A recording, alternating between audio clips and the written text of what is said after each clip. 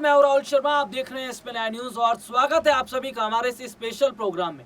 Special programme की शुरुआत इस वक्त हम कर रहे हैं उद्धव ठाकरे से, बाला साहब ठाकरे से। जी हां, आज हम प्रोग्राम में बात बाला साहब ठाकरे की तो कर ही रहे, साथ ही साथ उनके उस सपने की कर रहे हैं जो सपना उद्धव ठाकरे पूरा ही नहीं कर पा रहे और या पूरा ही नहीं कर पाएंगे। वो कौन सा सपना है बाला साहब ठाकरे का, जो सपना उद्धव ठाकरे ने पूरा करने की कोशिश तो की लेकिन हो नहीं पाया। एक रिपोर्ट, स्पेशल रिपोर्ट भी अपने दर्शकों को जरूर दिखाएंगे। लेकिन जिस सपने का जिक्र मैं कर रहा हूं या बाला साहब ठाकरे का जो ख्वाब है उसका जो जिक्र कर रहा हूं, वो कुछ ऐसा दृश्य है या कुछ इस तरीके की वो कहानी है, वो जाहिर तौर पर बताती है कि उद्धव ठाकरे शायद बीजेपी की सरकार में तो वो नहीं कर पाएंगे। दरअसल बाला साहब ठाकरे ने जिस तरीके से शिवसेना का गठन किया, जिस तरीके से शिवसेना को मजबूत किया और साथ ही साथ उन्होंने एक सपना देखा था। वो सपना था उद्धव ठाकरे एक दिन महाराष्ट्र के सीएम जरूर बने, सीएम बने भी, और उनका सपना था कि सरकार साल भर से ज्यादा तो तक चले। लेकिन साल भर से ज्यादा तक भी नहीं चल पाई उद्धव ठाकरे की जो सरकार है, और उससे पहले ही टूट गए।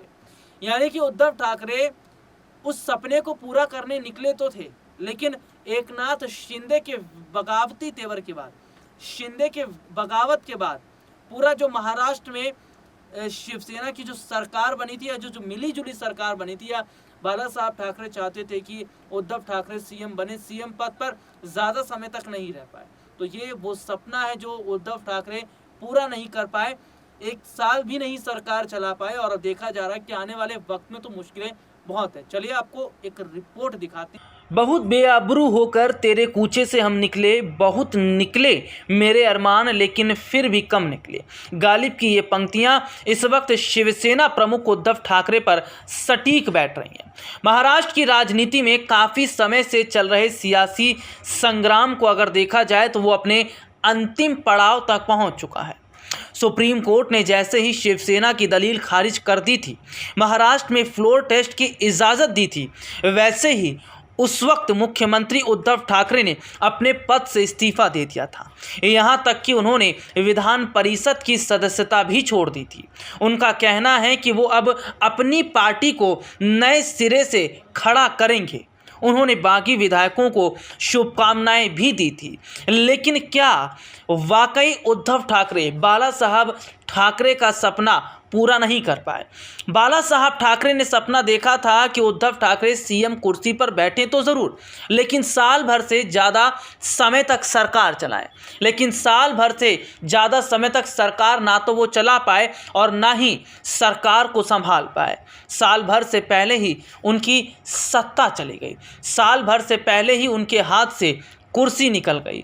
और अब जो हालात हैं वो जाहिर तौर पर ये बताते हैं, वो ये साफ तौर पर बताते हैं कि क्या वाकई उद्धव ठाकरे से कहीं ना कहीं कमी तो रह गई। साल 2019 में महाविकास आघाड़ी के बैनर तले शिवसेना, एनसीपी और कांग्रेस ने महाराष्ट्र में सरकार बनाई थी। 28 नवंबर 2019 को उद्धव ठाकरे ने मुख्यमंत्री पद की शपथ ली थी, लेकिन जब उनकी सरकार बनी उनको लगातार विवादों में रहना पड़ा। सरकार बनते ही सुशांत सिंह राजपूत के केस में उनके बेटे आदित्य ठाकरे का नाम आया। उसके बाद उनकी सरकार पर सुशांत की मौत के जिम्मेदार लोगों को बचाने का आरोप लगा। इतना ही नहीं, उनकी ही सरकार में गृह मंत्री अनिल देशमुख पर भ्रष्टाचार के आरोप लगे। उनके द्वारा नियुक्त की गए मुंबई पुलिस कमिश्नर परमवीर सिंह ने देशमुख पर 100 करोड़ रुपए की वसूली का आरोप लगाया था। तमाम संगीन विवादों और आरोपों को झेलते हुए उद्धव ठाकरे की सरकार डगमगाती हुई चलती रही। लेकिन सबसे बड़ा झटका तब लगा जब उनके सबसे विश्वास पात्र और महाराष्ट्र सरकार में कैबिनेट मंत्री एकनाथ शिंदे 36 विधायकों के साथ बागी हो गए। वो सूरत होते हुए गुवाहाटी में जाकर बैठ गए। वहां जाकर उन्होंने अपने साथ 50 विधायकों के होने का दावा किया था। उस वक्त शिवसेना और उनके नेताओं ने साम दाम दंड भेद की नीति को अपनाते हुए बागियों को तोड़ने की कोशिश की, लेकिन उनको सफलता नहीं मिल पाई। इसका परिणाम आज सबके सामने है। तमाम कोशिशों के बावजूद उद्धव ठाकरे को मुख्यमंत्री पद से इस्तीफा देना पड़ा। महाराष्ट्र में महाविकास आघाड़ी सरकार बनने के बाद उद्धव ठाकरे जिस बड़े विवाद का सामना उन्हें करना पड़ा वो सुशांत सिंह राजपूत केस का मामला था। 14 जून 2020 को सुशांत की रहस्यमयी परिस्थितियों में मौत हो गई थी। उनसे पहले उनकी पूर्व मैनेजर दिशा सालियान की भी संदिग्ध मौत हुई। सुशांत की मौत के बाद आरोप लगा कि उद्धव ठाकरे के बेटे और महाराष्ट्र सरकार में कैबिनेट मंत्री आदित्य ठाकरे ने ही दिशा की हत्या कराई। उसके बाद सुशांत को भी मरवा दिया। इतना ही नहीं, सुशांत केस को दबाने का भी उद्धव ठाकरे पर आरोप लगा था। इस मामले की वजह से ठाकरे परिवार की रातों की नींदें हराम हो गई थी। सुशांत सिंह राजपूत केस को लेकर बॉलीवुड एक्ट्रेस कंगना रनौत सबसे ज़्यादा मुखर थी। उन्होंने उद्धव ठाकरे और आदित्य ठाकरे का नाम लेकर उन पर निशाना साधा था। महाराष्ट्र में चाहे किसी भी तरीके की घटना हो, कंगना उसे लेकर उद्धव को घेरने से कभी पीछे नहीं रहती थी। यही वजह है कि शिवसेना भी उनके खिलाफ आक्रामक हो गई थी। मुंबई नगर निगम में उनका दफ्तर तोड़ दिया। इसकी वजह से उनका करोड़ों का नुकसान हुआ था। उस वक्त कंगना ने कहा था, उद्धव ठाकरे तुम्हें क्या लगता है, तुमने फिल्म माफिया के साथ मिलकर मेरा घर तोड़कर मुझसे बदला लिया। आज मेरा घर टूटा है, कल घमंड टूटेगा। वक्त बदला और देखते ही देखते उद्धव ठाकरे को अपनी सत्ता गंवानी पड़ी। सुशांत सिंह राजपूत केस की वजह से ही उद्धव सरकार और अर्नब गोस्वामी के बीच विवाद हुआ था। उस वक्त अर्नब का कहना था कि सुशांत की हत्या हुई है, उसमें उद्धव ठाकरे का परिवार शामिल है, सरकार कातिलों को बचा रही है। इसे लेकर वो अपने चैनल पर लगातार प्रोग्राम भी कर रहे थे, जिसकी वजह से मुश्किलें अर्नब गोस्वामी की भी बढ़ गई और उन्हें गिरफ्तार कर लिया गया था। साल 2019 में महाराष्ट्र के पालघर में 2 साधुओं समेत 3 लोगों की पीट कर हत्या कर दी गई। तीनों एक साथी के अंतिम संस्कार में शामिल होने कांदवली से सूरत जा रहे थे। रास्ते में चिंचले के पास वन विभाग के गार्ड ने उन्हें रोक दिया। इसके बाद वह गांव के रास्ते गुजरात जाने की कोशिश कर रहे थे। इसी दौरान गांव में अफवाह फैला दी गई कि वो लोग चोर हैं और भीड़ ने उन्हें पीटना शुरू किया और यह मामला भी लगातार उद्धव ठाकरे के लिए चर्चा का विषय बना। उद्धव सरकार में गृह मंत्री रहे अनिल देशमुख और मुंबई के पूर्व पुलिस कमिश्नर परमबीर सिंह के बीच हुआ विवाद भी बहुत चर्चित रहा था। परमबीर ने देशमुख पर भ्रष्टाचार के आरोप लगाए थे। उन्होंने कहा था कि देशमुख ने कुछ चुनिंदा पुलिस अधिकारियों से रेस्टोरेंट और बार से प्रति महीने 100 करोड़ रुपए लेने को कहा था। देशमुख ने इन आरोपों को गलत बताया था, लेकिन बाद में उन्हें अपने पद से इस्तीफा देना पड़ा था। 25 फरवरी 2021 को दक्षिण मुंबई के पेडर रोड स्थित मुकेश अंबानी के घर एंटीलिया से 300 मीटर की दूरी पर विस्फोटक से भरी एक स्कॉर्पियो गाड़ी खड़ी मिली थी।